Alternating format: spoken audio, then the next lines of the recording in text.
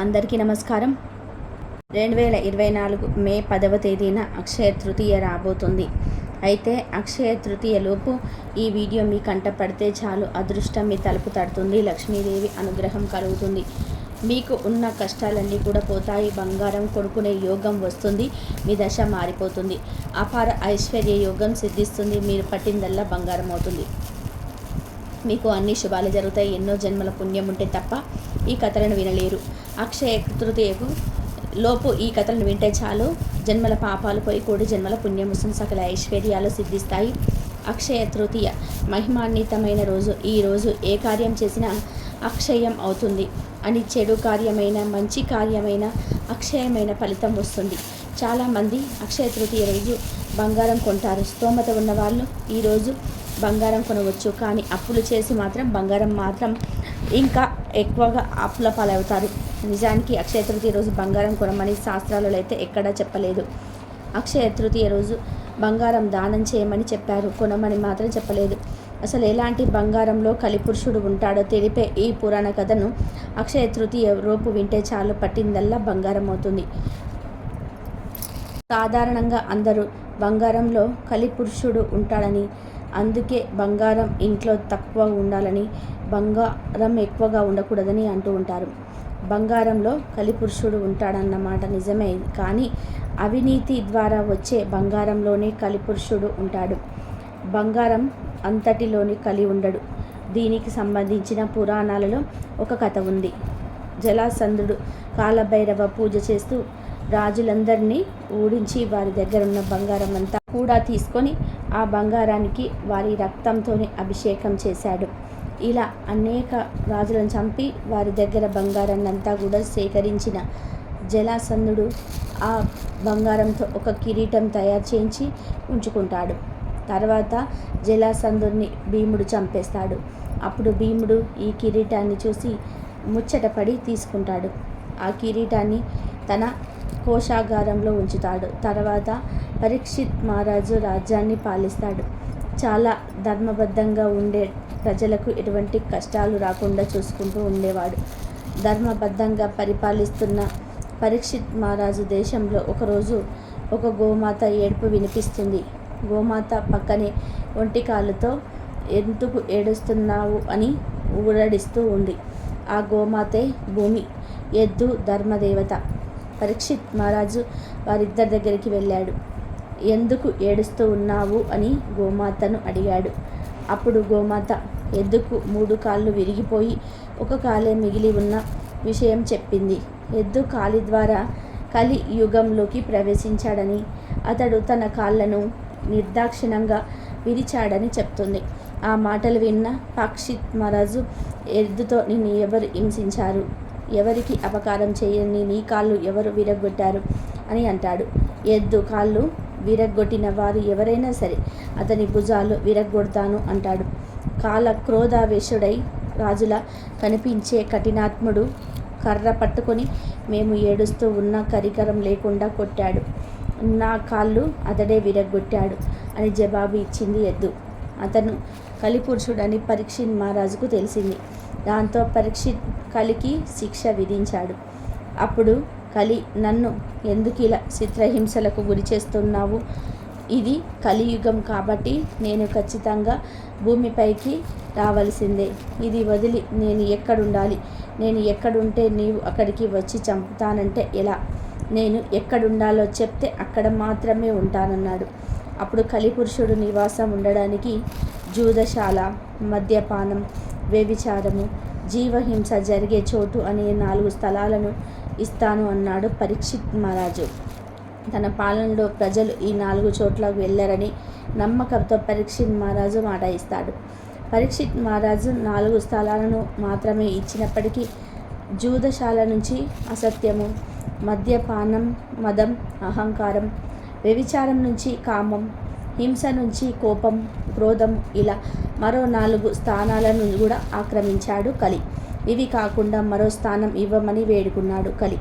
సరేనని పరీక్షిత్ మహారాజు అవినీతి ద్వారా సంపాదించిన బంగారం ఉన్న చోట కూడా నేనేనన్నాడు.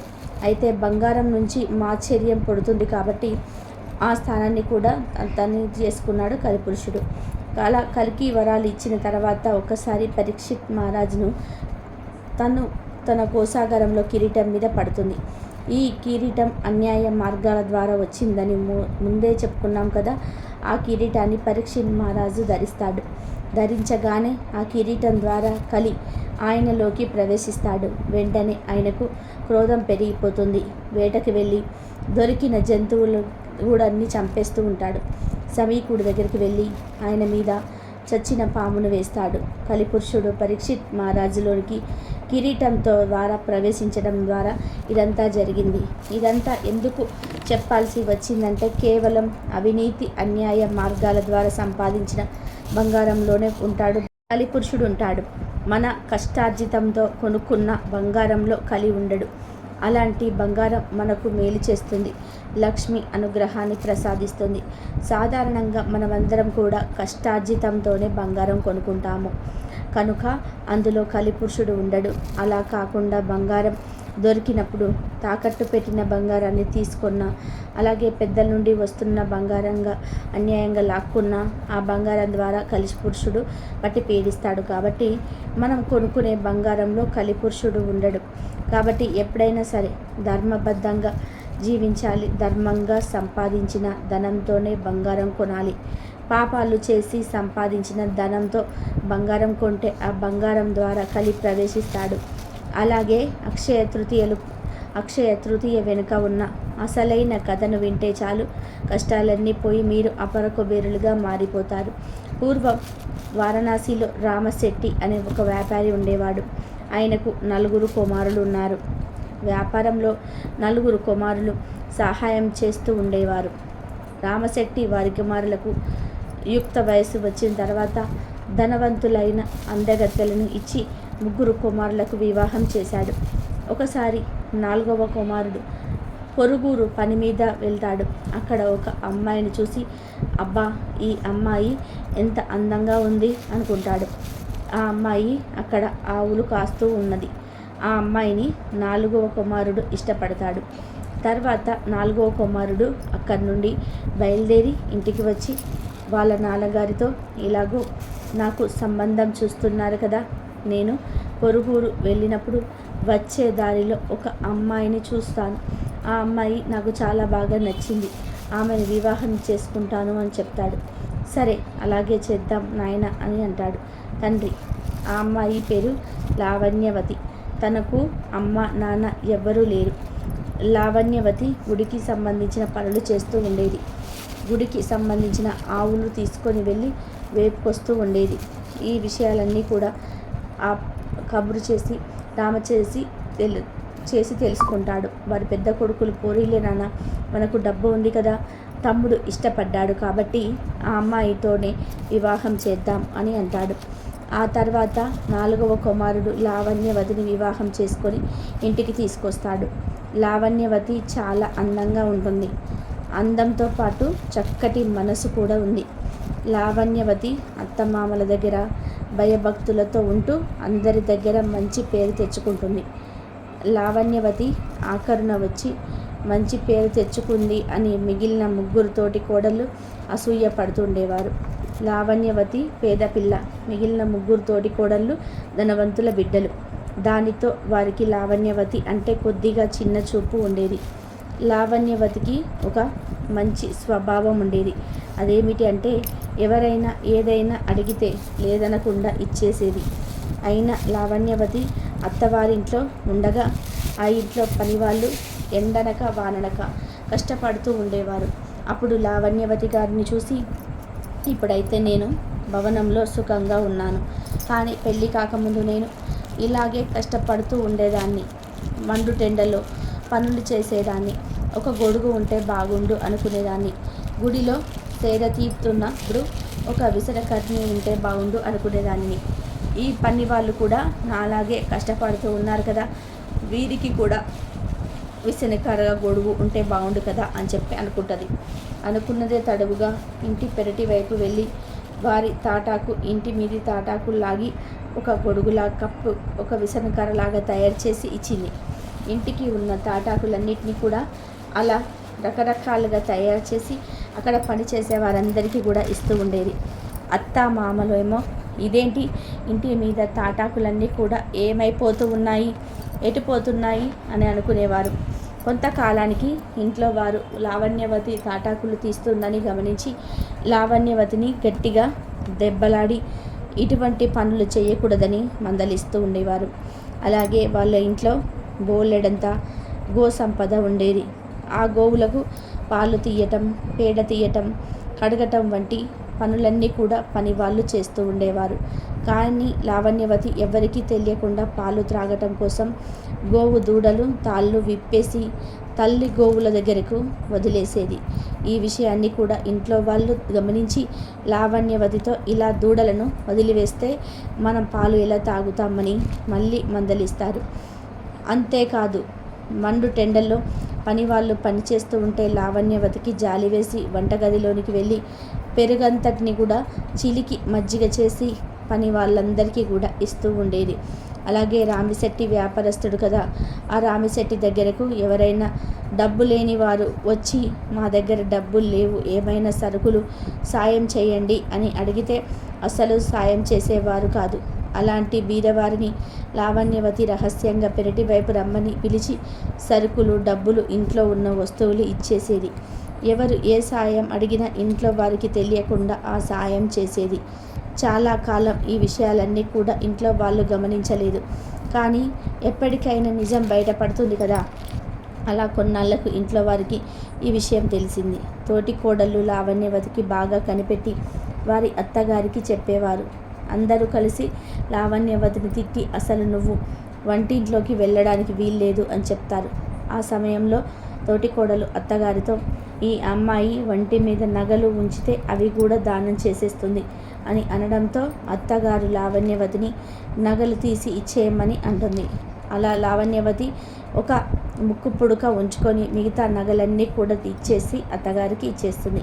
ఒకసారి ఒక చిన్న పాప రామశెట్టి ఇంటికి వచ్చి మా అమ్మ నాన్నలకు ఆరోగ్యం బాగోలేదు, నాకు కొద్దిగా ధనం ఇవ్వండి అద్దెం ఖర్చం కోసం అని అడుగుతుంది. అప్పుడు ముగ్గురు తోటి కోడళ్ళు ఇప్పుడు ఈ పాపకు ఇస్తే అందరికీ దాన ధర్మాలు చేయాలి అనుకొని ఆ పాపను చీపురుతో కొట్టి తరిమి వేస్తారు. ఆ పాప ఏడ్చుకుంటూ పోతున్నప్పుడు లావణ్యవతి పెరటి వైపు పిలిచి తన ముక్కుకున్న ముక్కు పుడకను ఇచ్చి ఇది అమ్మి అమ్మా నాన్నలకు వైద్యం చేయించి తినడానికి ధాన్యం కూడా కొనుక్కో అని చెప్పి పంపిస్తుంది. ఇదంతా తోటి కోడళ్ళు చూసేస్తారు. అప్పుడు ఆ ముగ్గురు తోటి కోడళ్ళు అత్తగారితో చెప్పి అందరూ కలిసి లావణ్యవతిని చీపురుతో కొడతారు. నువ్వు ఈ ఇంట్లోని పిల్లవు, ఈ ఇంట్లోని వస్తువులన్నీ దానాలు చేసేస్తావా అని తిడతారు. లావణ్యవతి ఏడుస్తూ గదిలోకి వెళ్ళిపోతుంది. తిండి కూడా తినకుండా పడుకుంటుంది. తన బాధను చెప్పుకోవడానికి భర్త కూడా ఉండడు. పొరుగురికి వెళ్తాడు. ఇక లావణ్యవతి అలా ఏడుస్తూ పడుకుంటుంది. తెల్లవారిన తర్వాత లావణ్యవతి లేచి చూస్తే గదంతా కూడా బంగారం, వజ్రాలు, వైడూర్యాలతో, రాసులతో నిండిపోయి ఉంటుంది. లావణ్యవతి శరీరం మీద దెబ్బలు కూడా నయమైపోయి ఉంటాయి. మంచి పట్టు చీరలు, నగలు లావణ్యవతి శరీరం మీదకి వచ్చేస్తాయి. కానీ ఇదంతా ఎలా జరిగిందో ఆమెకు అర్థం కాదు. బయటకి వెళ్తే అత్తగారు ఇంత బంగారం ఎక్కడిది అని కొడతారేమో అనే భయంతో లావణ్యవతి బయటకు కూడా వెళ్ళదు. మళ్ళీ కొడతారేమో అని భయంతో గదిలోనే ఉండిపోతుంది. అలా ఒకరోజు గడిచిపోయింది. లావణ్యవతికి ఆకలి వేస్తుంది. కానీ పక్కకు తిరిగి చూస్తే ఆశ్చర్యంగా పలహారాలు ప్రత్యక్షమవుతాయి. వాటిని తింటుంది లావణ్యవతి. మరునాడు పొరుగురు వెళ్ళిన భర్త తిరిగి వస్తాడు. వచ్చి గది తలుపులు తీయగానే ఆయన ఆశ్చర్యపడి ఇది మన గదేనా, ఏంటి బంగారం, వజ్రాలు అని లావణ్యవతిని అడుగుతాడు. అప్పుడు లావణ్యవతి ఇవన్నీ ఎలా వచ్చాయో నాకు కూడా అర్థం కావటం లేదు అని భర్తకు చెప్తుంది. ఇక ఇంట్లో వాళ్ళందరూ కూడా బంగారం, వజ్ర వైడూర్యాలు వచ్చాయని తెలిసిపోతుంది. అప్పుడు అత్తగారు, తోటి కోడళ్ళు ఆశ్చర్యపడి ఇదేదో మాయలాగా ఉంది, మన గురువు గారిని కనుక్కుందాం అని అనుకొని ఊరి పొలిమేరలో ఉన్న గురువు దగ్గరికి వెళ్తారు. జరిగిందంతా చెప్తారు. అప్పుడు గురువు తన దివ్య దృష్టితో చూసి ఈ అమ్మాయి తనకున్నదంతా కూడా ఎప్పుడు దానం చేస్తూ వస్తుంది. నిర్మలమైన మనసుతో ఈ అమ్మాయి బంగారం ముక్క పుడకను కూడా దానం చేసేసింది. ఆ దానం ఇచ్చింది అక్షయ తృతీయ రోజునే. అక్షయ తృతీయ రోజు చేసిన దాన ఫలమే తనకు సంక్రమించింది. ఈ ఫలం వల్లనే బంగారము, వజ్రాలు, వైడూర్యాలు వచ్చాయి అని గురువుగారు చెప్పారు. ఇక తోటి కోడళ్ళు అత్తగారు లావణ్యవతి కాళ్ళ మీద పడి క్షమించమని అడుగుతారు. లావణ్యవతి అందరినీ క్షమించి ఆ కుటుంబం అంతా కూడా ధనధాన్యాలకు లోటు లేకుండా దాన ధర్మాలు చేస్తూ జీవించారు. లావణ్యవతి చివరకు మోక్షాన్ని పొందుతుంది. కాబట్టి ఈరోజు బంగారం కొనడం కాదు, దానం ఇవ్వాలి. అలా రవ్వంత బంగారాన్ని దానం ఇచ్చిన కొండంత ఫలితం వస్తుంది. అదే అక్షయ తృతీయ అసలు కథ. అక్షయ తృతీయ పర్వదినం గురించి శ్రీకృష్ణుడు ఇలా చెప్పినట్టుగా పురాణాలలో ఉంది. పూర్వం దరిద్రుడు, ప్రియవాది, సత్యవంతుడు, దేవగురువు జనపుత్రుడు అయిన కోమటి ఉండేవాడు. అతను ఒకనాడు వైశాఖ మాస శుక్లపక్ష తదియ మహత్యాన్ని పెద్దల ద్వారా విని అక్షయ తృతీయ నాడు గంగా స్నానం చేసి ఇంటికి వచ్చి దేవపూజ చేసి లడ్డూలు, విసనకర్ణలు దానం చేశాడు. ఆ కోమటి తర్వాత జన్మలో కుశవతి నగరంలో ఒక ధనవంతుడైన క్షత్రుని ఇంట్లో పుట్టాడు. ఆ జన్మలో కూడా అతడు దాన నిరతిని వీడలేదు. అంతగా దానం చేస్తున్న అతని సంపద క్షయం కాకుండా అక్షయం అవుతూ ఉంది. ఇదంతా అక్షయ తృతీయ వ్రతాచరణ ప్రభావం అని చెప్పి ధర్మరాజు శ్రీకృష్ణుడికి విశేషాల గురించి చెప్పాడు. అక్షయ తృతీయ రోజు శివుడు అనుగ్రహంతో కుబేరుడు సంపదలకు రక్షకుడిగా నియమితుడయ్యాడు. శ్రీ మహావిష్ణువు లక్ష్మీదేవిని పెళ్లి చేసుకున్న మంచి రోజు కూడా ఇదే. అందుకే ఈరోజు లక్ష్మీదేవిని బంగారంతో అలంకరించి పూజిస్తారు. ఇలా పూజించడం వలన సిరి సంపదలు కలుగుతాయి. అలాగే పవిత్ర గంగా నది భూమిని తాకినది కూడా అక్షయ తృతీయ రోజే. నిరుపేద అయిన కుచేలుని శ్రీకృష్ణుడు కలుసుకున్న రోజు కూడా అక్షయ తృతీయనే. ఈ రోజుతో కుచేలుడి దారిద్ర్యం తీరిపోయి సంపన్నుడిగా మారిపోయాడు. వ్యాస మహర్షి వినాయకుడితో మహాభారతం రాయటం మొదలుపెట్టింది అక్షయ తృతీయ రోజే. వనవాసం చేస్తున్న పాండవులకు సూర్యభగవానుడు అక్షయ పాత్రని ఇచ్చింది అక్షయ తృతీయ రోజే. అంతేకాదు కటిక దారిద్ర్యం అనుభవిస్తున్న ఓ పేదరాలి ఇంట జగద్గురువు ఆదిశంకరాచార్యుల వారు కనకదార స్తోత్రం చేసింది దినం కూడా ఇదే. అంతేకాదు అన్నపూర్ణాదేవి తన అవతారాన్ని స్వీకరించిన రోజు అదే అక్షయ తృతీయ. అలాగే సింహాచలం దివ్యక్షేత్రంలో సింహాద్రి అప్పన్న నిజరూప దర్శనం మరియు నందనోత్సవం ప్రారంభమయ్యే రోజు అక్షయ తృతీయ. అక్షయ తృతీయ వచ్చేలోపు లక్ష్మీదేవి పెళ్లి ఏ విధంగా జరిగిందో తెలిపే ఈ పురాణ కథను వింటే సకల ఐశ్వర్యాలు సిద్ధిస్తాయి, కోటి జన్మల పుణ్యం వస్తుంది. ఒకనాడు అత్రి కుమారుడైనటువంటి దుర్వాస మహర్షి భూమండలం అంతా కూడా సంచరిస్తూ ఉన్న సమయంలో ఆయనకు ఒక విద్యాధర స్త్రీ కనిపించింది. ఆమె చేతిలో సువాసనలు వెదజల్లుతున్న అందమైన పూలమాల ఉంది. దాన్ని చూసి ముచ్చటపడ్డ దుర్వాసురుడు తనకి ఇవ్వమని అడిగాడు. ఎంతో సంతోషంగా ఆ విద్యాధరి తన చేతిలోని మాలను ఆయనకి ఇచ్చింది. ఆ మాలను గ్రహించిన దుర్వాసురుడు ఎంతో ఆనందించి అక్కడి నుంచి బయలుదేరి దివ్యమైన ప్రదేశాలు చూస్తూ తన సంచారాన్ని కొనసాగించాడు. అన్ని లోకాలను తిరుగుతూ దుర్వాసురుడు ఒకనాడు స్వర్గానికి వచ్చాడు. దారిలో ఆయనకు ఐరావతం మీద ఊరేగుతూ వస్తున్న దేవేంద్రుడు కనిపించాడు. దుర్వాసురుడు వెంటనే తన తల మీద ధరించిన పూలమాలను ఐరావతం మీద కూర్చున్న ఇంద్రుడి మీదకి విసిరివేశాడు. ఇంద్రుడు దాన్ని అందుకొని అంతే వేగంతో తన ఐరావతం మీదకి తిరిగి విసిరాడు. ఆ మాల ఐరావతం కుంభస్థలాన్ని అలంకరించి కైలాసం మీద ఉన్న గంగలాగా శోభించింది. తన తల మీద పడ్డ పూలమాల సువాసన ఏనుగు నాసాగ్రాలకు చేరుకుంది. ఆ పూల వాసనకు మద్దెక్కిన ఐరావతం తన తొండంతో దాన్ని తీసి నేలకేసి కొట్టింది. అది చూసిన దుర్వాసుడికి ఆగ్రహం కలిగింది. తానెంతో గౌరవంతో సమర్పించిన పూలహారాన్ని దేవేంద్రుడు ఏనుగు మీదికి నిర్లక్ష్యంగా విసిరేస్తాడా, వాడికి ఎంత పొగరు అని భావించాడు. వెంటనే దేవేంద్ర, నీకు మదం ప్రకోపించింది. లక్ష్మీప్రదమైన నీ ఇచ్చిన పూలమాలను ధరించకుండా నిర్లక్ష్యం విడిచిపెట్టావు. కనీసం ఇచ్చిన నన్ను అభినందించలేకపోయావు.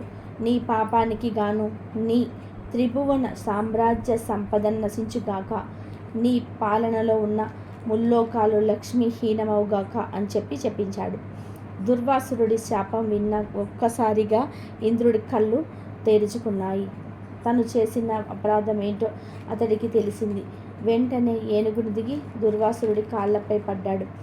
ఎంత వేడుకున్నా పరమ కోపిష్టి అయిన దుర్వాసురుడు ఇంద్రుణ్ణి కటిక్కరించలేదు. అతని ప్రార్థన ఏమాత్రం కూడా వినకుండా అక్కడి నుంచి వెళ్ళిపోయాడు.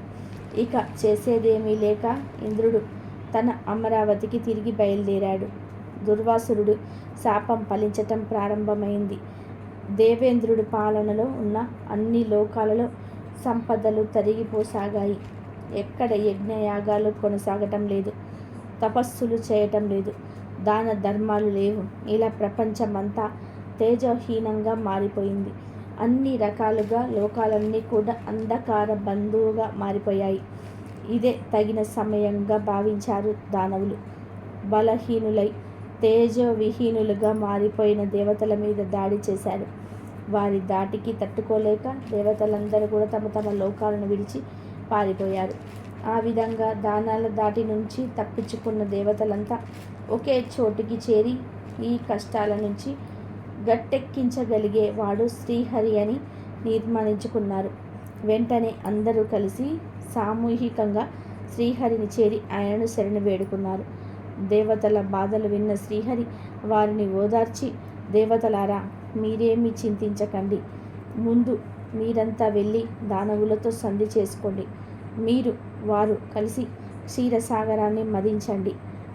దానికోసం మధుర ఫలితాన్ని కాల్పాన్ని వాసుకి సర్పాన్ని తాడుగా చేసుకోండి. నేను మీకు సహాయంగా ఉంటాను. సముద్ర మదనం ద్వారా అమృతం ఆవిర్భవిస్తుంది. దాన్ని త్రాగటం వల్ల మీరు అమిత బలాన్ని పొంది అమరులవుతారు. ఇక వెళ్ళి వెంటనే పని ప్రారంభించండి అని చెప్పి పంపించాడు. శ్రీహరి మాట ప్రకారం దేవతలు దానవులతో సంధి పుచ్చుకొని మందర పర్వతం వాసుకి సర్పం సాయంతో క్షీరసాగరాన్ని మదించడం ప్రారంభించారు.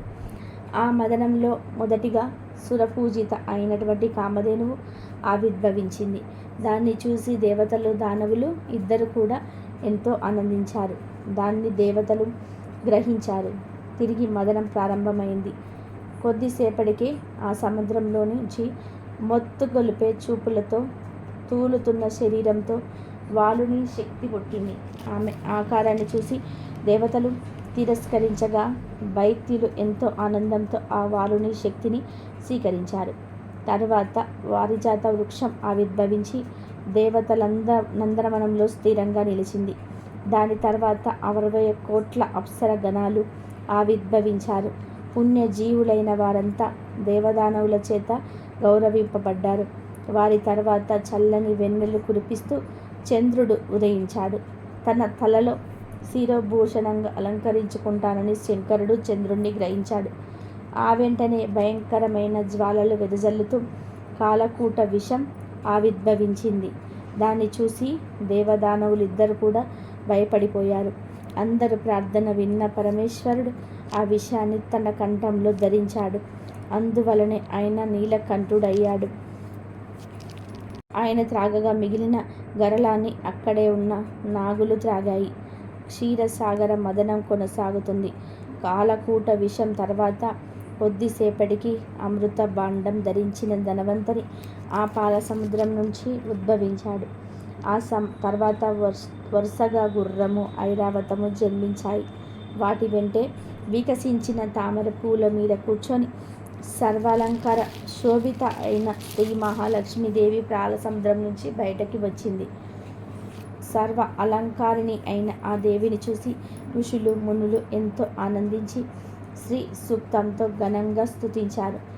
ఆమె రాక సందర్భంగా విశ్వావసు గంధర్వులు పాట పాడగా అప్సరగణాలు నాట్యాలు చేశారు.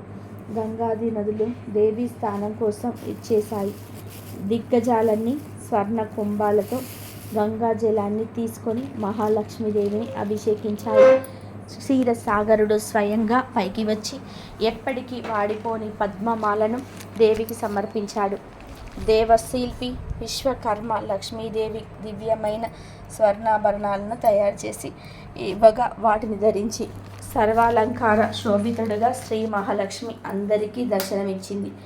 మహాసౌందర్యంతో కోటి సూర్యుల కాంతులతో వెలుగొందుతున్న ఆ దేవిని చూసి ఆమె లావణ్యానికి మైమరిచిపోయి దేవతలు దానవులు ఎవరికి వారు ఆమెను స్వీకరించాలని కోటి పడ్డారు. అదే సమయంలో బ్రహ్మదేవుడు అక్కడికి వచ్చి లక్ష్మీదేవిని శ్రీహరికి సమర్పించాడు. అందరూ చూస్తూ ఉండగానే బ్రహ్మ మాటలు గౌరవించిన శ్రీహరి లక్ష్మీదేవిని తన వక్షస్థల మీద ధరించాడు. శ్రీహరి చేత వర్ణించబడ్డ లక్ష్మీదేవి ఆయనతో, స్వామి, నన్ను స్వీకరించినందుకు చాలా సంతోషం. నన్ను ఎప్పుడు మీరు విడవకండి. మీ హృదయమే నాకు తగిన స్థానం. మీ ఆజ్ఞ లేని శిరస వహిస్తాను అని సన్వినయంగా అని తన చేతిలో ఉన్న పూలమాలను ఆయన మెడలో వేసింది. ఆ దివ్య దృశ్యాన్ని చూసి దేవతలంతా ఎంతో సంతోషించి వారి మీద పూలవాన కురిపించారు. లక్ష్మీదేవి తమకు దక్కకుండా శ్రీహరిని వరించటంతో దానవులంతా ఎంతో బాధపడ్డారు. దేవతల మీద వారికి కోపం వచ్చింది. వారికి ధనవంతరి అమృత భాండం పట్టుకొని కనిపించాడు. అంతే, ఒక్కసారిగా ఆయన చేతిలో ఉన్న భాండాన్ని లాక్కొని పరిగెత్తారు. అది చూసి దేవతలంతా కూడా ఎంతో ఆందోళన పడ్డారు. శ్రీహరి వారిని ఊరడించి మోహిని రూపాన్ని ధరించి వారి ముందుకు వెళ్ళాడు. తన మాయోపాయంతో వారందరినీ కూడా పరవశులు చేసి మోహపరిచి అమృతాన్ని మొత్తం దేవతలకు దక్కేలాగా చేశాడు. దానవుల దగ్గరికి వచ్చేసరికి ఒక్క చుక్క కూడా మిగల్లేదు. దాంతో ఆగ్రహించిన అసురుడు ఆయుధాలు ధరించి దేవతలపై తిరగబడ్డారు. అయితే అప్పటికే అమృతం తాగిన కారణంగా దేవతలు అమిత బలవంతులై అసురుల దాడిని తిప్పికొట్టారు. అంతేకాదు, వారిని తమ స్థానాల నుంచి తరిమివేశారు. ఆ విధంగా దేవతల దాటికి తట్టుకోలేక అసురులంతా కూడా పారిపోగా దేవతలు సంతోషించి తమకింత మేలు చేసిన శ్రీహరిని పరిపరి విధాలుగా ప్రార్థించి తమ తమ లోకాలకు వెళ్ళిపోయారు. ఇక ఆనాటి నుంచి అసురులు సురాపాన వ్యసనులై స్త్రీలోలులై పాతాళానికి వెళ్ళి అక్కడే నివసించసాగారు. ఎప్పుడైతే మహాలక్ష్మీదేవి ఆవిర్భవించిందో వెంటనే అన్ని లోకాలు తిరిగి ప్రకాశించాయి. అందరికీ ధర్మబుద్ధి కలిగింది. సూర్యుడి పోయిన కాంతిని తిరిగి పొందాడు. అగ్ని తన పూర్వ తేజస్సుతో తిరిగి ప్రజ్వలించాడు. ఆ విధంగా ముల్లోకాలు లక్ష్మీ కళతో వైభవంగా విరజిల్లాయి. అప్పుడు బ్రహ్మదేవుడు దేవతలతో, సురులారా, జగన్నాథుడైన శ్రీహరి, జగద్రక్షుడైనటువంటి శంకరుడు మీకెప్పుడు అండగా ఉంటారు. వారిని మీరెప్పుడు కూడా ఉపాసిస్తూ ఉండాలి, పూజిస్తూ ఉండాలి. వారే మీకు వరప్రదాతలు అని చెప్పి తన సత్యలోకానికి వెళ్ళిపోయాడు. ఇలా లక్ష్మీదేవి పెళ్ళి అక్షయ తృతీయ రోజు జరిగిందని పురాణాలు చెప్తూ ఉన్నాయి.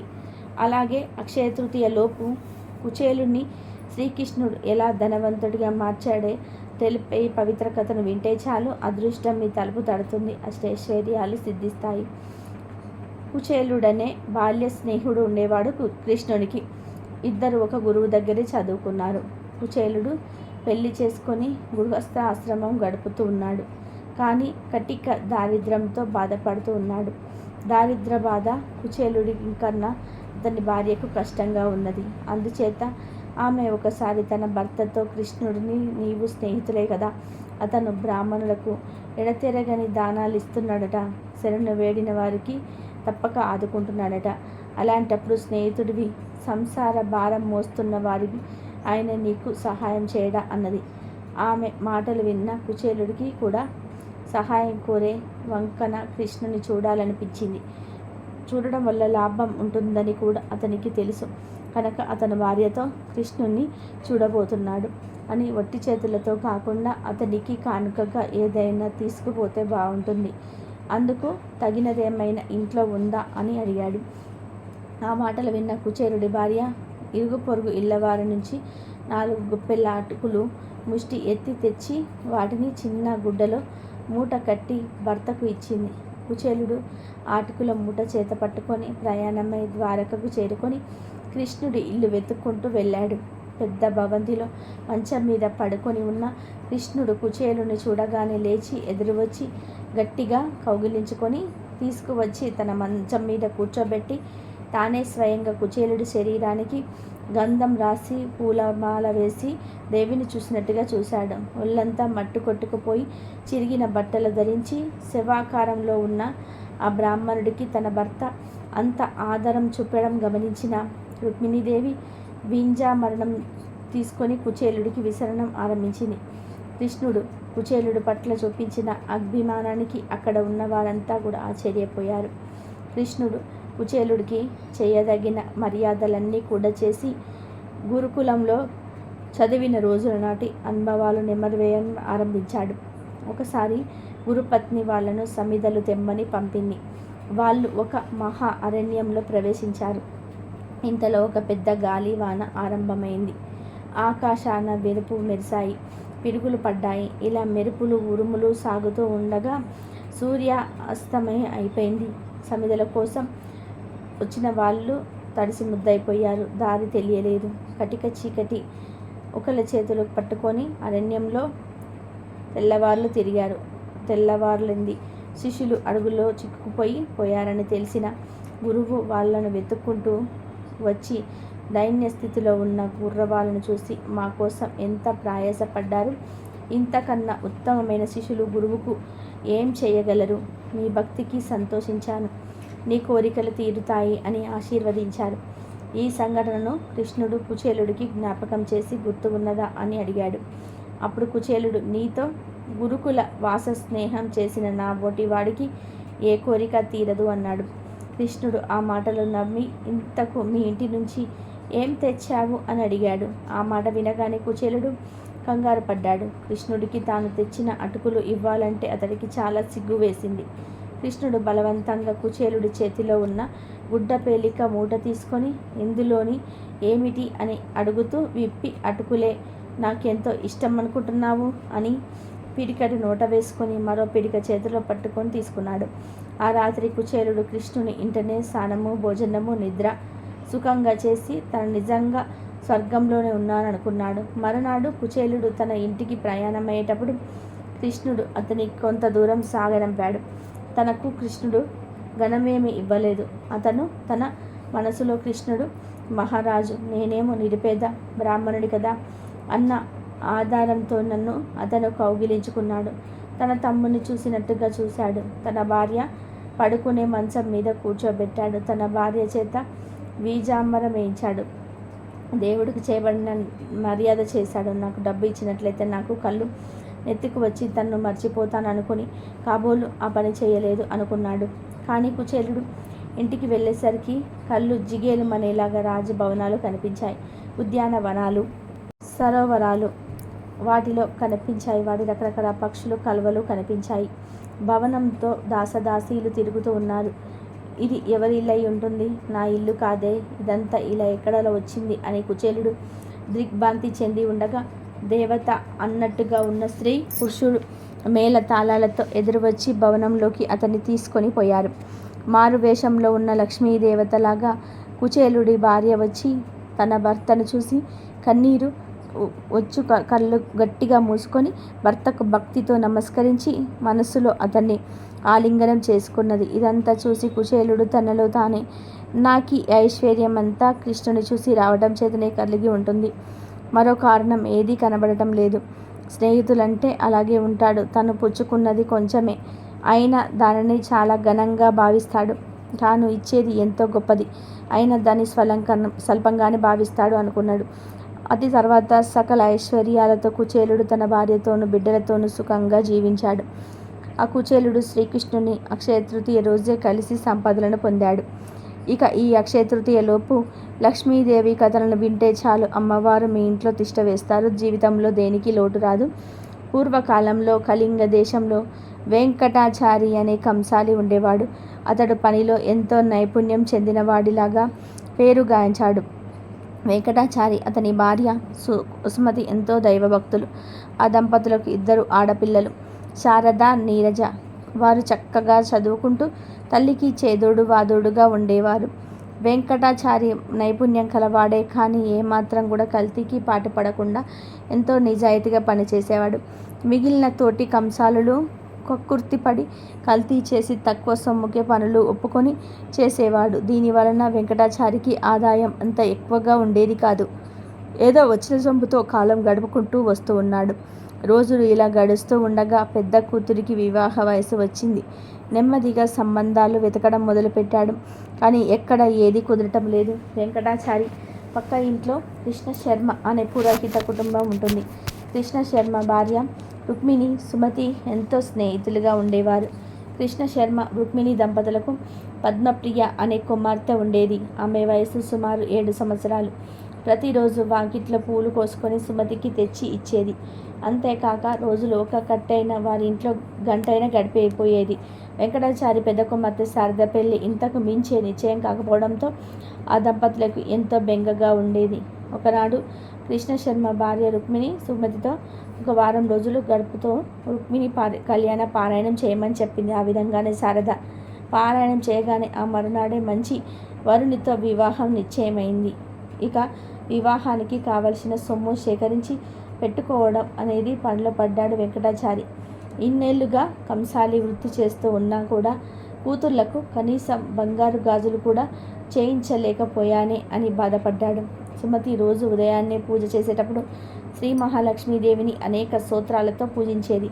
వివాహం దగ్గర పడుతున్నదని, దయచేసి వివాహానికి కావలసిన సొమ్ము సమయానికి అంది వచ్చేలాగా అనుగ్రహించమని ఆ తల్లిని ప్రార్థించేది. రోజులు ఇలా గడుస్తూ ఉండగా ఒకనాడు పద్మప్రియ రోజులాగా పూలు తీసుకొని ఉదయం పూజా సమయానికి రాలేదు. రోజు తప్పకుండా వచ్చే పిల్ల ఈరోజు ఇంకా రాలేదేమిటప్పా అని చెప్పేసి సుమతి ఆలోచిస్తూ ఉండగా గుమ్మంలో గజ్జెల సప్పుడు అయింది. పద్మప్రియ చెంగున రానే వచ్చింది. రావడానికి ఆలస్యమైందని చెప్తూ పూలు తీసి సుమతి చేతిలో పెట్టింది. ఆ రోజు పద్మప్రియ రోజు కంటే అందంగా ఎంతో తేజస్సుతో కనిపించింది. సుమతి పద్మప్రియను ఈ రోజు నీ పుట్టినరోజా, ఇంత చక్కగా అలంకరించుకున్నావు అని అడిగింది. లేదు అత్తయ్య, రోజులాగానే తయారయ్యాను. స్నానం చేయడం కాస్త ఆలస్యం కావడంతో పూలు తీసుకురావడం ఆలస్యమైంది. అది సరేగాని ఈ జత బంగారు గాజులు అమ్మ నీకు చూపించమని చెప్పింది. కొత్తగా కొనుక్కుందట, నిన్ను చూడమని పంపింది అన్నది. అప్పుడు సుమతి ఆ గాజులు తన చేతిలోకి తీసుకొని చూస్తూ ఉండగా పద్మప్రియ ఇప్పుడే వస్తాను అని చెంగున బయటికి వెళ్ళింది. సుమతి ఆ గాజులను దేవుడి దగ్గర ఉంచింది. కాసేపు అయిన తర్వాత పద్మప్రియ రాగానే కూర్చేద్దామని అనుకున్నది. వంట ఇంట్లోకి నైవేద్యం తీసుకురావడానికి వెళ్ళి పాయసం తీసుకువచ్చి పూజ గదిలో కూర్చుంటుంది. ఎదురుగా చూస్తే 2 జతల బంగారు గాజులు కనపడ్డాయి. ఇవేమిటి? ఇవి ఎక్కడి నుంచి వచ్చాయి? తాను ఇక్కడ పెట్టినది ఒక జతే కదా, లేదా నేను ఏమన్నా పరధ్యానంలో ఉండి గమనించలేదా? పద్మప్రియ నా చేతికి 2 జతలు ఇచ్చిందా అని తలుస్తూ పూజ పూర్తి చేసి దేవుడికి నైవేద్యం పెట్టింది. ఆ 2 జతల గాజులను తీసుకొని రుక్మిణికి ఇవ్వాలని వారింటికి వెళ్ళింది. ఆమెను చూసిన రుక్మిణి ఏమిటి వదిన చేతిలో ఆ బంగారు గాజులు ఎక్కడివి? పిల్లలిద్దరికీ చేయించావా అని అడిగింది. ఇది విన్న సుమతి నోట మాట రాలేదు. అదేమిటి వదిన, ఇందాక పద్మప్రియ వచ్చి ఇచ్చింది కదా, మీరు కొనుక్కున్నావని నాకు చూపించమని చెప్పింది కదా అని అన్నది. అప్పుడు రుక్మిణి, అదేమిటి వదిన, పద్మప్రియ మీ ఇంటికి రావడం ఏమిటి? నిన్న నుంచి పిల్లకు ఒకటే జ్వరం, మంచం దిగనే లేదు, ఎక్కడికి వెళ్ళనే లేదు. అసలు ఆమె మీ ఇంటికే రానప్పుడు ఈ గాజులు ఎలా తెలుస్తుంది? అయినా నేను ఈ మధ్య అసలు గాజులే కొనుక్కోలేదు అని అన్నది. ఇది విన్న సుమతికి ఎంతో ఆశ్చర్యం కలిగింది. మరి ఇందాక వచ్చినది ఎవరు? ఆ గాజులు ఇచ్చింది ఎవరు అని ఆలోచిస్తూ ఉండగా ఆ వచ్చినది సాక్షాత్తు శ్రీ మహాలక్ష్మీదేవియే అని తోచింది. ఈ విషయమే రుక్మిణితో అన్నది. వారిద్దరూ ఎంతో ఆశ్చర్యపోయారు. వారెంతో ఆనందపడ్డారు. జరిగిన విషయమంతా వారి భర్తలకు చెప్పారు. వెంకటాచారి దంపతుల సంతోషానికి అంతులేదు. వచ్చినది సాక్షాత్తు శ్రీ మహాలక్ష్మీదేవి అని గ్రహించారు.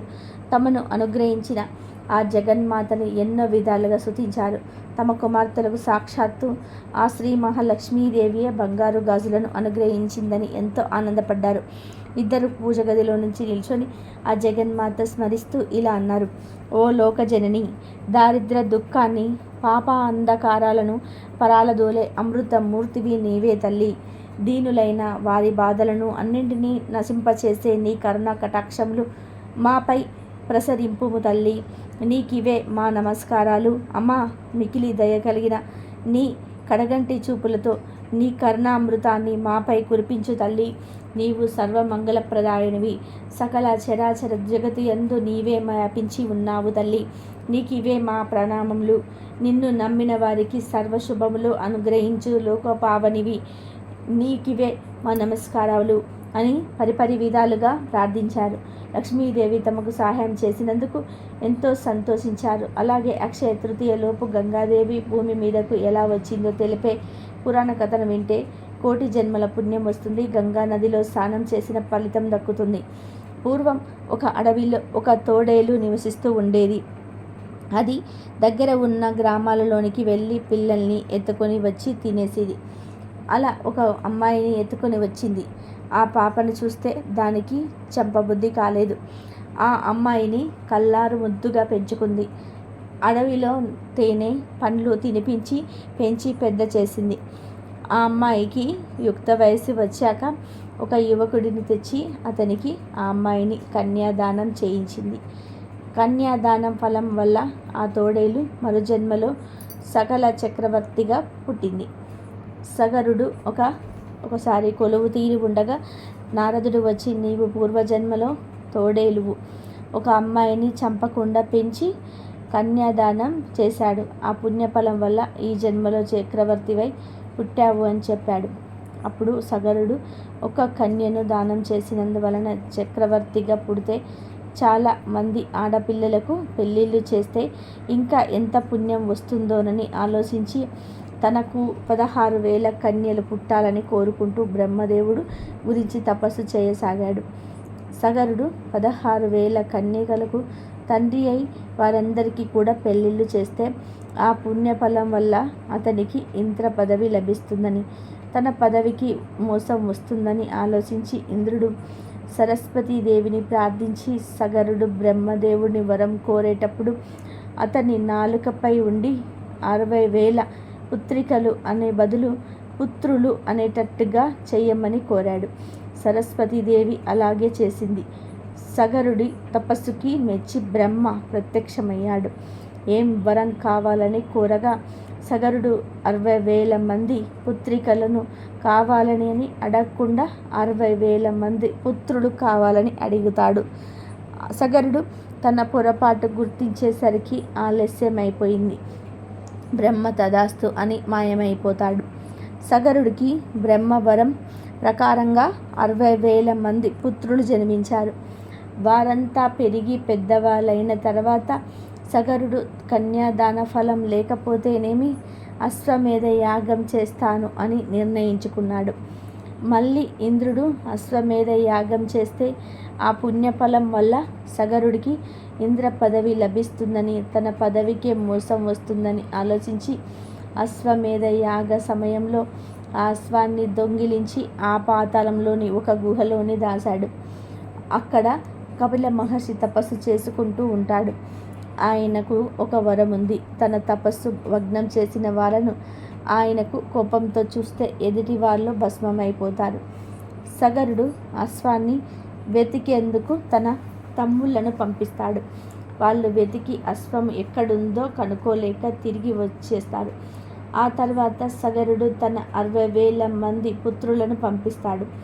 అశ్వాన్ని వెతుకుతూ భూలోకంలో కనబడకపోతే పాతాళంలో ఉంటుందేమోనని వారు భూమిని తవ్వుతూ పోతూ ఉంటారు. పెద్ద అఘాతం ఏర్పడుతుంది. తవ్వుతూ పోతూ ఆ గుహ వరకు చేరుకుంటారు. అక్కడ కపిలమును తపస్సు చేసుకుంటూ ఉంటాడు. అతనికి దగ్గరలోనే అశ్వము ఒక స్తంభానికి కట్టివేయబడి ఉంటుంది. అది చూసి వాళ్ళు కోపవృత్తులై మునిని దూషిస్తూ దొంగ తపస్సు చేస్తున్నట్టుగా నటిస్తూ ఉన్నావా అని గట్టిగా అరుస్తారు. దీర్ఘ తపస్సులో ఉన్న కపిలుడు మాట్లాడు. వారికి కోపం వచ్చి ఆయనను కొడతారు. అప్పుడు కపిలుడికి తపోభంగమై కళ్ళు తెరుస్తాడు.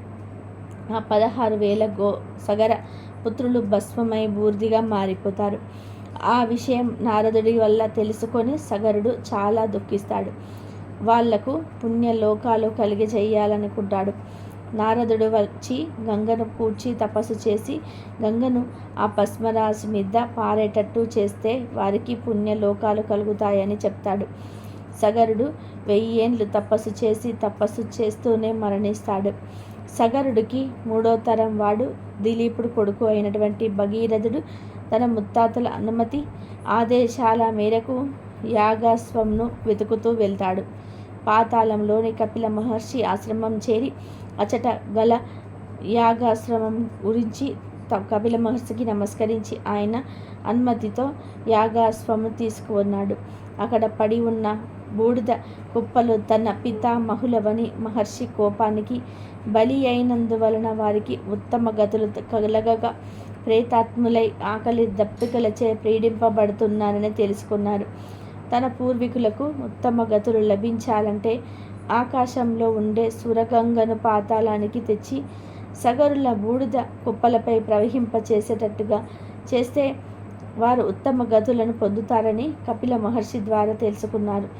తన పితామహులకు జలతత్పర్ణాలు ఇడిచి యాగాసురంతో రాజ్యం చేరి యాగము పూర్తి చేయించాడు.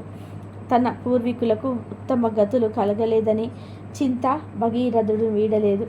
రాజ్య పరిపాలన బాధ్యతలను తన వంశస్థులకు అప్పగించి తాను సురగంగను భూమికి తెచ్చుటకు గాను పుణ్య 1000 సంవత్సరాలు బ్రహ్మ గురించి కోర తపస్సు చేశాడు. అతని తపస్సుకు మెచ్చిన బ్రహ్మ అతడికి ప్రత్యక్షమై పాతాళ లోకంలో ఉన్న తన పూర్వీకుల ప్రేతాత్మ పోయి స్వర్గలోకం చేరేందుకు గాను గంగను ఇతరులకు అనుమతించమని ప్రార్థించాడు. అందుకు సృష్టికర్త గంగ భూమిపైకి వచ్చుటకు వరమిచ్చాడు. అందుకు సంతోషించిన భగీరథుడు గంగాదేవిని ప్రార్థన చేయగా సురగంగ ప్రత్యక్షమై తాను బ్రహ్మ సూచన మేరకు భూమిపై వచ్చుటకు సిద్ధమైనని, కానీ తన ఆకాశం నుండి కిందకి దూకినప్పుడు కలిగే ఉద్రిక్తికి భూమి 2గా బద్దలవుతుందని చెప్పింది. తనను భరించగలిగే నాదుడెవరని అడిగి చిరునవ్వు నవ్వి అదృశ్యమైంది. అంతటి భగీరథుడు మరల బ్రహ్మ గురించి కొన్ని 1000 సంవత్సరాల ఘోర తపస్సు చేయగా అతని తపస్సుకు మెచ్చిన బ్రహ్మ మరల ప్రత్యక్షమై ఏమి వరం కావాలని అడిగెను. సురగంగను భరించగలిగే నారదుడెవరని ప్రశ్నించగా అందుకు విధాత ఈ 14 భువనాల బాండవులలో సురగంగను వహించగలిగిన వాడు, ఆమె అహమును అదుపు చేయనివాడు ముక్కంటి శివుడు ఒక్కడేనని సమాధానమిచ్చి అంతర్ధానమయ్యాడు. భగీరథుడు పట్టు విడవక దీక్షతో మరి యొక్క కొన్ని 1000 సంవత్సరాలు పరమేశ్వరుని గూర్చి ఘోర తపస్సు చేశాడు. భగీరథుడు తపస్సుకు మెచ్చిన వాడై మహేశ్వరుడు దర్శనమిచ్చి అతని ప్రార్థనను మన్నించి గంగ తన తలపైకి దూకవచ్చునని చెప్పాడు. చంద్రశేఖరుడు జటాజూటమును విదిలించి హిమాలయాల నుంచి కిందకు దూకడానికి సిద్ధపడి అహమ్ముతో ఉన్న గంగను చూసి చిరు మందహాసం చేశాడు. తన నడుముపై చేతులను ఉంచి నిలిచిన శంకరుణ్ణి పరిహాస దృష్టితో చూసిన గంగ వేగంగా తిరిగి స్పృహతో ఉద్రిక్తతో ప్రవహిస్తూ తనలోని మొసళ్ళు, వీణాలు, జలచరములన్నిటితో సహా పరమేశ్వరుని పాతాళానికి తొక్కివేయాలనే ఉద్దేశంతో మహావేగంతో శివుడి పైకి ఉరికింది. అంతటా పరమేశ్వరుడు చాపిన తన జటలను చుట్టి ఇంతటి గంగను తన జటలలో బంధించి వేశాడు. గంగ ఆకాశం నుండి పడుతూనే ఉంది, శివుడి జడలో తిరుగుతూనే ఉంది.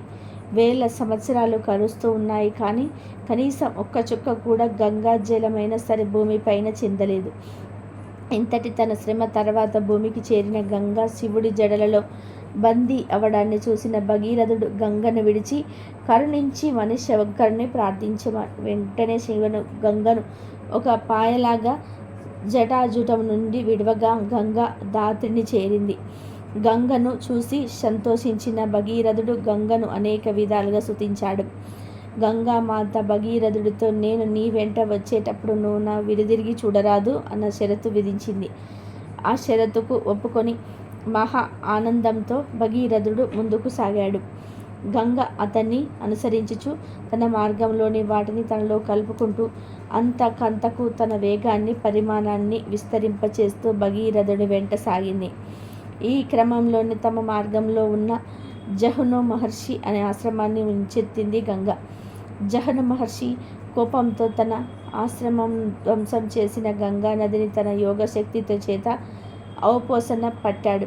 ఒక్కసారిగా తనను అనుకరిస్తున్న గంగాదేవి సవ్వడులను వినపడకపోయేసరికి వెనుదిరిగి చూసిన భగీరథుడు నిశ్చేష్టుడయ్యాడు.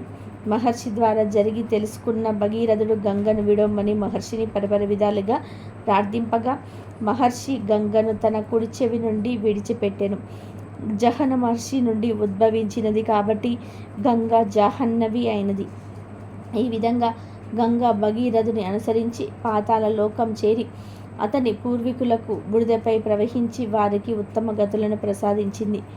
ఇంత కఠోర శ్రమపడి భగీరథుడు గంగను దివి నుంచి భువికి దిగి తీసుకువచ్చాడు గనుకనే గంగా నదిని భగీరథి అని కూడా అంటారు. అలా గంగాదేవి అక్షయ తృతీయ రోజు భూమి మీదకు వచ్చింది. అలాగే అక్షయ తృతీయ వచ్చేలోపు స్కాంద పురాణంలోని ఈ పవిత్ర కథను వింటే చాలు ఈశ్వరుడి అనుగ్రహంతో సకల ఐశ్వర్యాలు వస్తాయి. అగస్త్యుడికి స్కందుడు ఈ విధంగా వ్యాసుడి యొక్క కథను వివరిస్తూ ఉన్నాడు. ఒకప్పుడు వ్యాసుడు సౌనకాది మునుల నుండే డైమకారణ్యానికి వెళ్తాడు. వేదాలను విభజించిన వాడై పురాణాలను రక్షించిన వాడై వ్యాసునికున్న గౌరవంతో మునులు ఆయనకు మర్యాదలు చేస్తారు. అప్పుడు ఆ మునుల మధ్య ముక్తినిచ్చేవాడు విశ్వేశ్వరుడా లేదా విష్ణుమూర్తియా అని చర్చ జరుగుతుంది. చివరకు ఆ మునులందరూ కూడా విశ్వేశ్వరుడు ఒకడే ముక్తిదాత, మరి ఒకరు లేరు అని అంటూ ఉంటారు.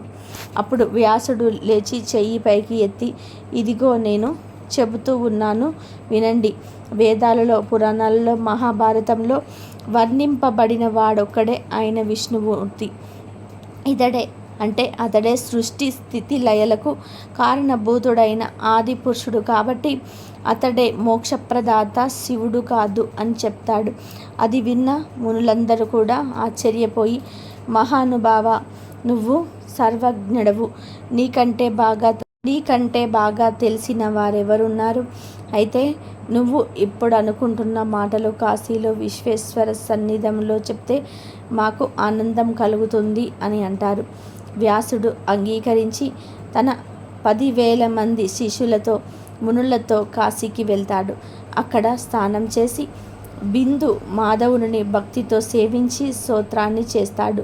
ఆ తర్వాత నృత్య గీత వాయిద్యాలతో మాధవుణ్ణి శపిస్తాడు. ఆ పిమ్మట మాధవుడు ఒక్కడే మోక్షదాత అని చేతులపైకి ఎత్తుతాడు. అప్పుడు అతని చెయ్యి ఎత్తినట్లే స్తంభించిపోతుంది, మాటలు కూడా స్తంభించిపోతాయి. అప్పుడు మాధవుడు వచ్చి, ఓయి వ్యావ, ఎంత తప్పు చేసినావు? ఈ విశ్వంలో ఈశ్వరుడు అతడొక్కడే, వేరొకరు లేరు. ఆయన దయవల్లే నేను చక్రినయ్యాను, లక్ష్మీసుతుడనయ్యాను. త్రైలోక్యాన్ని రక్షించే సామర్థ్యం అతని వల్లే నాకు కలిగినది. నువ్వు శుభాన్ని కోరాలంటే శంకరుని స్తుతించు అని అంటాడు. అప్పుడు వ్యాసుడు తన కంఠాన్ని తాకుమని సన్నజేస్తాడు. విష్ణువు అలా చేయగా నంది వల్ల స్తంభించిన వాక్కు అంగములు తిరిగి స్వాధీనంలోకి వస్తాయి. అప్పుడు వ్యాసుడు శ్రీ మహాదేవుని అనేక విధాలుగా స్తుతిస్తాడు. ఆ తర్వాత వ్యాసుడు నిత్య స్నానం చేసి ముక్తి మండపంలోకి కూర్చొని విశ్వేశ్వరుడి దివ్య మహిమలను, వేద పాఠాలను గురించి చెప్తూ గడుపుతూ ఉండేవాడు. ఒకనాడు విశ్వనాథుడు అన్నపూర్ణతో వ్యాసుడికి భిక్ష దొరకకుండా చెయ్యు అని చెప్తూ ఉంటాడు. ఆమె కాశీ అందలి సర్వ గృహిణుల హృదయంలో ఆమెసించి వ్యాసుని శిష్యులకు భిక్షకు వచ్చినప్పుడు ఏ విధో ఒక వంక చెప్పి భిక్ష పెట్టకుండా చేస్తుంది. ఆనాడు శిష్యులతో వ్యాసుడు ఉపవాసం చేస్తాడు. మరునాడు యథాప్రకారంగా భిక్షకు బయలుదేరతాడు. వ్యాసుడికి కానీ శిష్యులకు కానీ ఏ ఇంటి దగ్గర భిక్ష దొరకలేదు. వ్యాసుడు శిష్యులతో, మనకు నిన్న ఈనాడు భిక్ష దొరక్కపోవడానికి హేతువు ఏమై ఉంటుంది? మిగిలిన వారికి లభిస్తుంది కదా, మనకు మాత్రమే ఎందుకు ఇలా లభించటం లేదు? ఎవరైనా అడ్డుపడ్డారా విచారించి రండి అని పంపగా వారు వెళ్ళి వచ్చి, గురుదేవా, అందరూ క్షేమంగానే ఉన్నారు, ఎవరికి దారిద్ర్యం లేదు, ఎవ్వరూ అడ్డుపడలేదు, అందరూ శ్రీ విశ్వేశ్వర ఆరాధనపై మనకు భిక్ష లభించకపోవడానికి కారణమేమిటో తెలియటం లేదు అని విన్నవిస్తారు. వ్యాసుడు కాశీ సర్వ విద్యలకు నిలయం, లక్ష్మీ నివాసం, ముక్తి క్షేత్రం. అందువల్ల ఇక్కడ ఉండేవారు గర్వించి మనకు భిక్ష పెట్టేవారు కారు అని క్రోధంతో కాశీలోని నివసించే వారికి 3 తరాల వరకు విద్య, సంపద, ముక్తి లేకుండగాక అని చెప్పిస్తాడు. సంభవించిన తర్వాత కూడా మళ్ళీ భిక్షకై వీధి వీధి తిరుగుతాడు. కానీ భిక్ష లభించదు. కోపంతో చేతిలో భిక్ష పాత్రను నేల మీద పగలగొట్టి ఆశ్రమానికి పోతూ ఉండగా కైలాలు వేసుని పిలిచి, మునీంద్ర, నా భర్త బుద్ధుడు ప్రతిదినం అతిథులకు పెట్టకుండా ఏమీ తినడు. ఈరోజు అతిథులు ఎవ్వరూ రాలేదు. ఆయన భుజించకుండా కూర్చున్నాడు. మీరు అతిథులుగా దయచేయండి అని పిలుస్తుంది. వ్యాసుడు ఆమెను చూసి ఆశ్చర్యపడి, అమ్మా, నిన్న ఈరోజు కాశీలో మా ముఖం చూసిన వారు లేరు. నువ్వు భోజనానికి పిలిచావు, సంతోషం. నేను మొక్కడినే కాదు, నాకు 10,000 మంది శిష్యులు ఉన్నారు. వారు కూడా నాలాగే ఆకలిని తట్టుకోలేక ఉన్నారు అని అంటాడు. ఆ ముత్తైదు, అలా అయితే మీరందరూ భోజనానికి రండి, ఆలస్యం చేయకూడదు అనగా వారందరూ కూడా సంతోషపడి వస్తారు. పాద ప్రక్షాళన చేసుకొని అందరూ కూర్చుంటారు. వడ్డించిన పదార్థాలను చూడకుండానే వ్యాసుడు శిష్యులు భుజిస్తారు. కాళ్ళు చేతులు కడుక్కొని ఆచమించి ఆ ఇల్లాలిని తవ్వించి బయలుదేరడానికి సిద్ధపడతారు. అప్పుడు ఆ ఇల్లాలు వ్యాసునితో, తీర్థ వ్యాసులకు మొక్కే ధర్మం ఏది అని మా భర్త అడుగుతూ ఉన్నాడు అని ప్రశ్నిస్తుంది.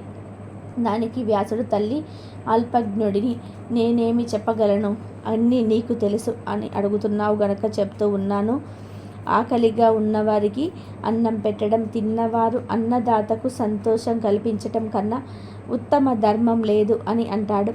ఆమె, అదే ధర్మమైతే యథాశక్తిగా చేస్తూ ఉన్నాను, నీవు సామాన్య ధర్మాలను చెప్పు అని అడుగుతుంది. అప్పుడు వ్యాసుడు, ఎవరిని నప్పించకుండా మాట్లాడడం, తానున్న స్థానం వృద్ధునంతా కూడా కోరడం అనేది ప్రతి మానవుడికి సామాన్య ధర్మాలను అని చెప్తాడు. అది విన్న వృద్ధ గృహస్థుడు, మునీంద్ర, ఈ ధర్మాల్లో నీ దగ్గర ఉన్నవెన్ని అని ప్రశ్నించగా వ్యాసుడు నిశ్చేష్టుడై చూస్తాడు. మళ్ళీ ఆయన ఇలా అన్నాడు, నీ ధర్మాల గురించి చెప్పడానికి నీకే అర్హుడివి. నీకన్నా మృదువైన మాట తీరు, ఆలోచించే పని చెయ్యగల స్వభావం ఉన్న, ఇంటికి మేలు కోరే తత్వం, ఇతరుల ఔన్నత్యాన్ని సహించే శాంత స్వభావం ఉన్న మరెవరికి ఉండవు. మహానుభావుడు కనుక నువ్వు చెప్పగలవు, చెప్పమని అర్చించగలవు కూడా అని వ్యంగ్యంగా మాట్లాడతాడు. అంతటితో ఆగక, నీకు నీ అభ్యాగం వలన భిక్ష దొరకలేదు, దానికి పురవాసుల దోషం ఏమున్నది? ఎందుకు వారిని అనవసరంగా శపించావు?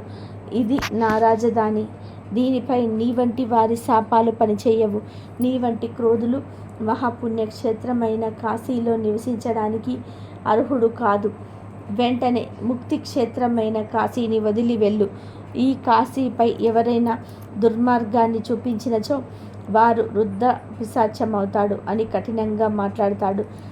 అది విన్న వ్యాసుడు గడగడ వణుకుతూ వారి పాదాలపై పడి, జగన్మాతతో, తల్లి, నేను అనాథుణ్ణి, అవివేకుణ్ణి, నిన్నే శరణు పొందాను, రక్షించు. నీ కుమారుణ్ణి అంటూ వాడిని, విశ్వనాథుడి శాపం నుంచి నిన్ను కాపాడు. కాశీని విడిచి నేను బ్రతకలేను. ప్రతి అష్టమి నాడు, ప్రతి అమావాస్య, శివరాత్రి నాడు నాకు కాశీ ప్రవేశానికి అనుమతి ఇవ్వు అని దీనంగా ప్రార్థిస్తాడు. ఆ జగన్మాత కరుణామూర్తి అయి తన భర్త వైపు చూస్తుంది. తర్వాత వ్యాసునితో, నేను కోరిక తీరుతుంది అని పలుకుతుంది. ఆ తర్వాత ఆ దంపతులు అంతర్ధానమైపోతారు. వ్యాసుడు వెంటనే కాశీని విడిచి గంగకు తూర్పు తీరంలో నివసిస్తూ నిత్యం కాశీ నగరాన్ని వైపు చూస్తూ నిట్టూర్చుకుంటూ తన దురదృష్టాన్ని నిందించుకుంటూ ఉంటాడు. అప్పుడు అతన్ని వసించిన ప్రాంతమే వ్యాస. కాశీ యాత్రలకు వెళ్ళినవాడు వ్యాసేశ్వరుని దూషించుకొని వెంటనే తిరిగి వచ్చేస్తాడు. వ్యాస కాశీలో నివసిస్తూ అగస్త్యునకు స్కందుడు ఈ కథ చెప్పి, మునీశ్వర, కాశీ శుభం కోరే వారికి ఎల్లప్పుడూ కూడా శుభమే కలుగుగాని అని చెప్తాడు. ఈ కథలు విన్నా, చెప్పినా, చదివినా జన్మల పాపాలు పోయి కోటి జన్మల పుణ్యం కలుగుతుంది. ఐశ్వర్య సిద్ధి, సకల శుభాలు కలుగుతాయి. సర్వేశ్వరుడికి సంబంధించిన ఈ కాశీ కథను విన్నా, చదివినా, ఎవరికైనా చెప్పినా సరే ఆ విశ్వేశ్వరుడే, అంతటి ఈశ్వరుడే ఆ ఐశ్వర్యానికి కారకుడు కాబట్టి ఆ లక్ష్మీదేవిని మీ ఇంటికి అక్షయ తృతీయ రోజు పంపిస్తాడని పండితులు అంటున్నారు. ఇక అక్షయ తృతీయలోపు ఈ కథలు వింటే చాలు, అదృష్టం మీ తలుపు తడుతుంది, లక్ష్మీదేవి అనుగ్రహం కలుగుతుంది, మీకు అన్ని శుభాలే కలుగుతాయి. ఎన్నో జన్మల పుణ్యం ఉంటే తప్ప ఈ కథలను వినలేరు.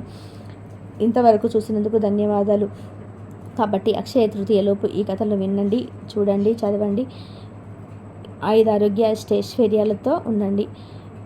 ఆ అమ్మవారి అనుగ్రహం అందరిపైన ఉండాలని మనస్ఫూర్తిగా కోరుకుంటున్నాను.